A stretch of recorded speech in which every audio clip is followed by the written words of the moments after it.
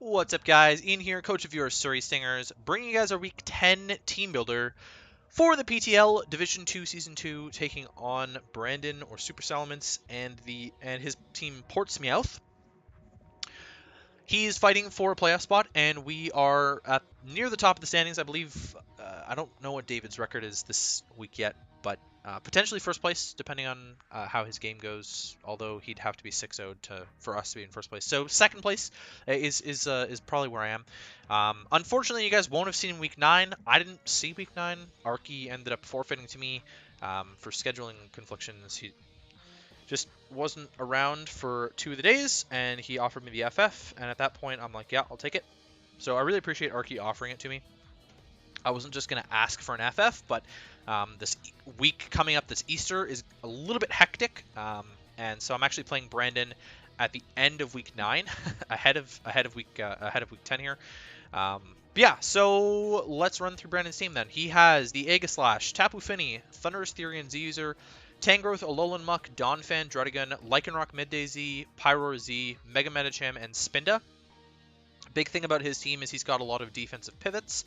The problem for him is that I think my offense just kind of, like, he doesn't have much that doesn't just get straight two-shot by a lot of my offense. So if he opts to bring a more defensive team, I would be more than happy to deal with that. More than happy to deal with that. I have all of the tools at my disposal to deal with a defensive team. It's his offense that I'm going to struggle with. In terms of priority, he's got the Aegislash with Shadow Sneak, Muck with Shadow Sneak, Donphan with Ice Shard, Lycanroc with Accel Rock and Sucker Punch, and Mega Medicham with Fake Out Bullet Punch. Ugh. Excuse me. I have no idea if Spinda gets anything. It might get Sucker Punch for all I know. I don't know. It's not coming anyways, so it doesn't really matter. Hazard Setters, he's got the Donphan with Rocks, Druddigon with Rocks, and Lycanroc with Rocks. That's it. Removal options, he's got the Fini with Defog, Thunderous with Defog, Donphan with Rapid Spin, and Spinda with Defog and Rapid Spin. And he's got no 4x weaknesses on the team. In terms of what I think is going to come, what I don't think is going to come, I don't think he brings Spinda or Pyroar. His team's already going to struggle hard enough against Megalopony. I don't see a reason for him to bother bringing his normal types. He might opt into Pyroar as a Jirachi check, but like Aegislash does that just fine. So there's really no point in rolling with that as a Jirachi check all that much. You know, Donphan can check Jirachi too, so I don't know. Jirachi's not coming against him, obviously, but maybe if he thinks that it's a decent check to it, then, you know, he can go that route. Personally, I don't think Pyroar makes all that much sense. Chandelure just, like, sits on it, unless it's running Dark Pulse. Yeah, I don't know. It could definitely show up. Like, don't get me wrong, it might make an appearance. I'm not prepped for it, but I've got stuff that outspeeds it, so should be okay there. Spinda is definitely not coming. Like I said, there's no chance it's coming against me whatsoever. I think Lycanroc Midday is going to be way too weak of a Pokemon to bring against me, but he might bring it as a Chandelure Revenge Killer. If he brings it, I'm okay with that. Excuse me, I'd much rather have Lycanroc Midday than anything else, unless it's like Tangrowth, which kind of just drops to most of my team. I'd love to see Tangrowth there. Don't have a problem with Tangrowth at all. Don't have a problem with Muck at all with this team. I'd love to see Muck come. I don't think Muck makes an appearance all that much. Like, I don't think Tangrowth makes an appearance all that much. You know, my Chandelure pickup really fucks him a lot. You know, the only reason I think he would bring Muck is as a Pursuit Trapper for Chandelure. And if that's the case, he might end up bringing Tangrowth. I'm not entirely sure on that one. I think Shadow Ball is going to be pretty easy to spam, but if the Muck shows up, then that might be a problem.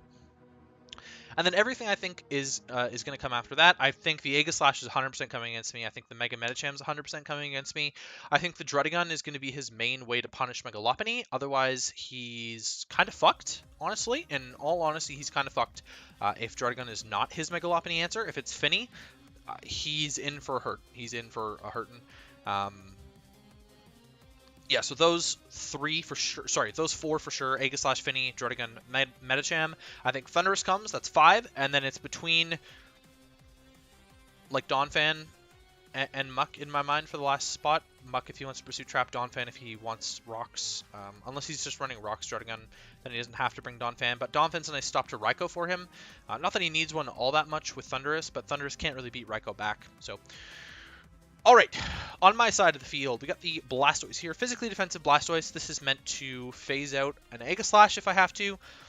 It's my Mega Medicham switch in in quotations. I don't really have a switch into any of his offensive Pokemon this game, but Blastoise is probably the best bet I have. Rapid Spin to get rid of his rocks if I really need to, just for the Chandelure. Scald, it's Steam really hard. You know, I can burn the Thundurus because it's floating. If he doesn't have Misty Terrain up, then I can deal with it that way. Ice Beam is there for the Druddigon mainly. Although I would like to burn the Druddigon, I'd also like to be able to just kill it instead of having to Rapid Spin and take Rough Skin and Rocky Helmet damage from it, potentially. And then, yeah, Roar is there for the Aegislash mainly. You know, I can't deal with Double Dance Thundurus, but if he thinks that I'm setup fodder, then I could Roar it out as well. Just max Fizdef, that's really the whole point here.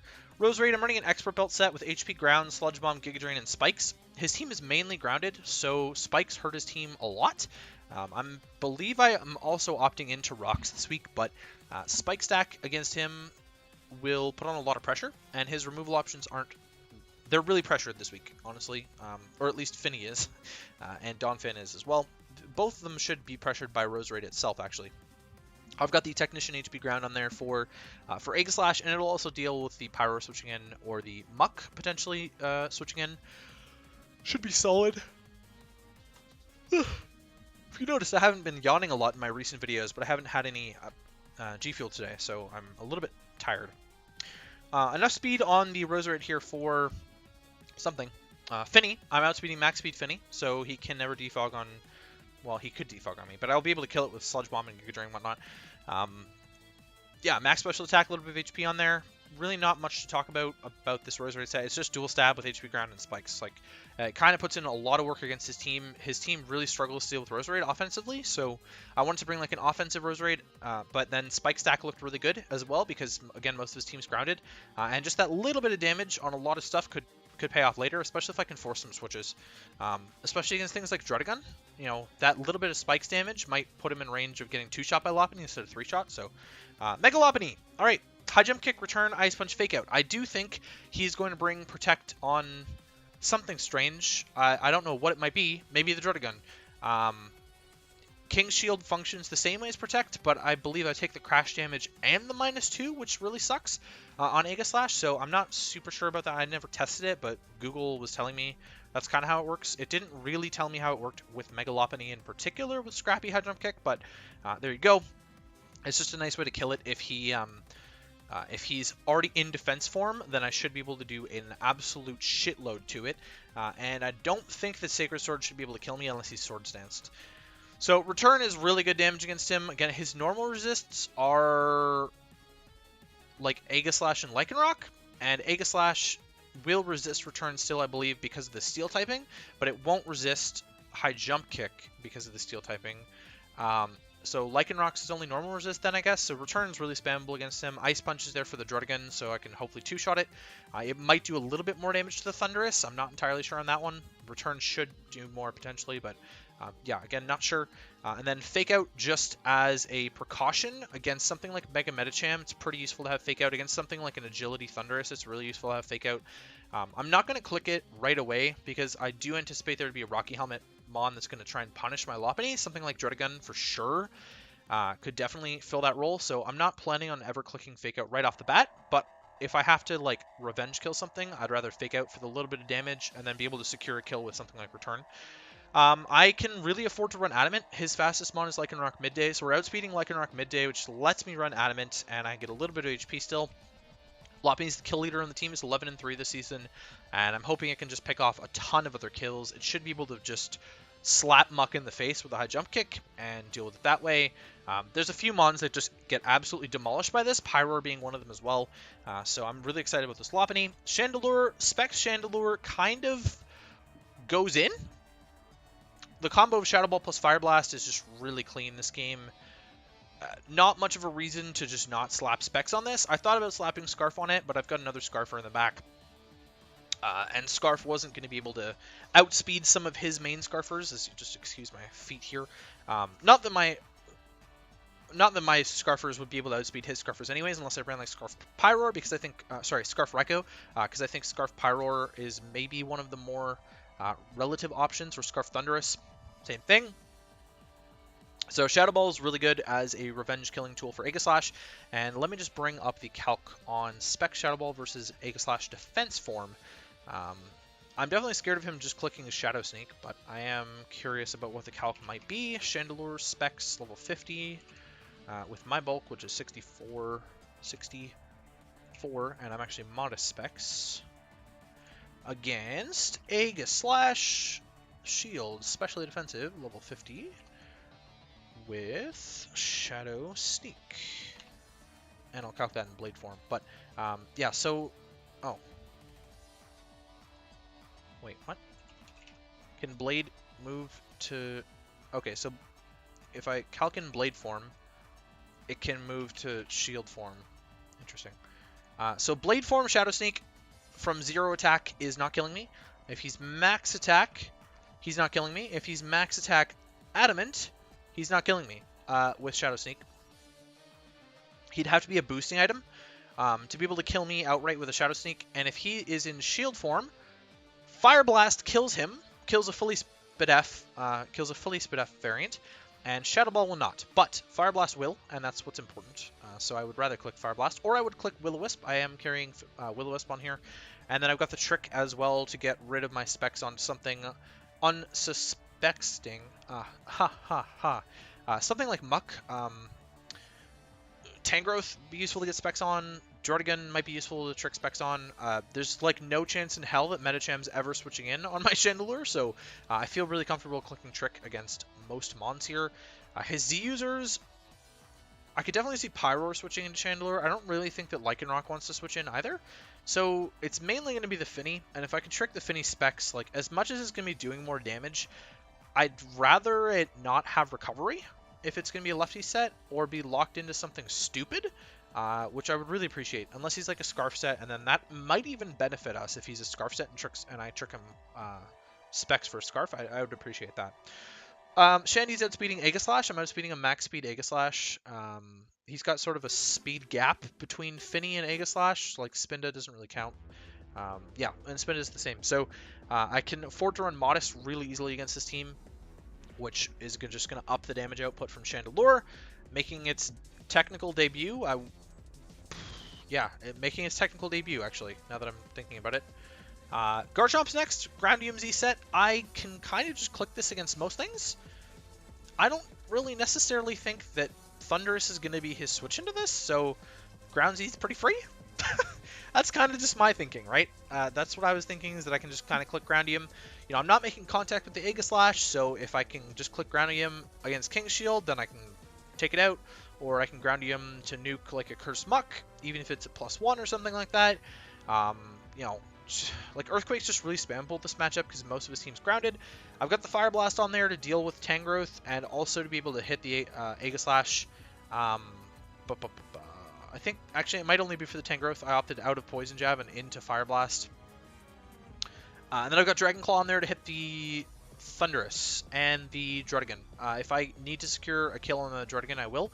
And then I've got it to hit the Thundurus. Everything else I'd much rather click Earthquake against. It's doing more damage. Yeah, I opted out of Poison Jab for Fire Blast. Why did I do that? Poison Jab is just better. I'm actually going to change this to Poison Jab because then I can hit the Finny as well. I don't know why I opted out of Poison Jab for Fire Blast. That's very strange. I must not have been looking at this, because Earthquake doesn't make contact with Aegislash anyways. So I was probably really worried about taking King Shield -2 drops from Aegislash, but I really shouldn't be, because it's not relevant. I'm outspeeding Thundurus Therian with the speed investment, and then I've got max attack, a little bit of Spidef on there. I don't know. If he's Scarf Thundurus, he's going to outspeed me and like probably kill me with HP Ice, but there's not much I can do about that. So, yeah, I don't know. Main switch into Thundurus will probably be like Roserade, but I still get 2-shot by HP Ice, so it's a problem. It's a problem for sure. Last but not least is my Scarfer this week, which is Golurk, running Earthquake, Ice Punch, Thunder Punch, and Shadow Punch. Shadow Punch is there for Mega Metacham, I think. Just a little bit of extra damage against Mega Metacham. You know, Earthquake's there. Oh, it's also there in case of an Air Balloon Aegislash. I'd imagine that he's going to think that he's faster than me and that he doesn't have to King Shield in front of my Golurk. Or he might go for a Sneak and then Shadow Punch will kill it anyways. But yeah, Shadow Punch is like really reliable damage against a lot of stuff. You know, the fact that I'm bringing double Ghost against Muck is like but at the same time I have really good ways to nuke the Muck this game, so I'm perfectly okay running double Ghost against him. Thunder Punch is there for the Finny. That is like actually the only reason I have Thunder Punch on the set, because Earthquake spam, like I said, with the Garchomp is really free, and with Scarf Golurk I can just like spam it and be faster than pretty much everything. He's definitely not going to expect Scarf Golurk, that's for sure. Ice Punch is there for the Thunderous, that's the only thing it's there for, and it'll also do a lot to the tank growth, so it's kind of nice as a thing there. Iron Fist boosted Ice Punch does a lot of damage. Speed on here is for Lycanroc? No, I can't actually outspeed Lycanroc midday max speed, so what I'm doing instead is I'm speed creeping 1 point above what is 2 points above Garchomp. So Lycanroc midday would probably want to speed creep Garchomp. That's the next fastest thing it would speed creep. So I should be 2 points faster than my Garchomp with this Golurk set, which will outspeed everything below. So I'll still be able to outspeed mons like Finny without getting damage. I'll still be able to outspeed mons like Mega Medicham. Mons like Pyroar, I will not outspeed actually. That might have been something I should think about. I might try and adjust the speed to outspeed Pyroar if I can do that. Let me just run a quick calculation on the calculator here. So max speed for Golurk is 117 times 1.5. It's 175.5. So I can actually outspeed Pyroar. What's 116 times 1.5? 174. Okay, so I actually just need to run 1 more point in speed, and I can outspeed Pyroar. So I'm going to do it. And then I want to be an odd value of HP. So there we go. Pyroar, or Golurk outspeeds Pyroar now, which will also outspeed Lycanroc Creeping Chomp. But just in case he runs a max speed Pyroar, then that's the play with Golurk. So that is the team. I'm really not a bulky Golurk at all. It's very offensive. It's a very offensive build, but like I said, I think I can really take advantage of his bulk. End of last season, I kind of dropped some stuff and made a much more offensive team with the Kartana, Empoleon, and Azelf that I picked up at the end of the season there. We're now past the trade deadline. Because I never put out a Week 9 team builder because Arky forfeited and whatnot, I did drop Drapion and Heatmore for Chandelure, which I think is really cool. You know, I didn't necessarily need the speed tier, I didn't really need the ghost typing, but having a better fire type really helps out, especially when I was playing a bunch of good steals to end out the season. You know, Arky has Mega Aggron, it's really helpful against Aegislash, even just the threat of this sort of stuff. I play Mega Scizor next week against Ellie. Ellie, in quotations, it'll be an admin, and then Celesteela on last week. So playing like 4 of the premier steel types in the format in the last 4 weeks, I felt like I really needed a better fire to complement my 2 really good ground types, and so that's kind of the reason why I got it, mainly for those reasons. So in terms of what I'm not bringing this week, Clefable is just free setup fodder for the Aegislash. I really can't do anything against it. I thought about running it just as a Mega Medicham answer or just as a Thunderous answer. It would have been alright as a Thunderous answer for sure. Mega Medicham is definitely going to run Poison Jab for it, or it would just Zen Headbutt me to death. Very dangerous for me to run Clefable. Muck pressures it too much, so you know it's not bad, not great though.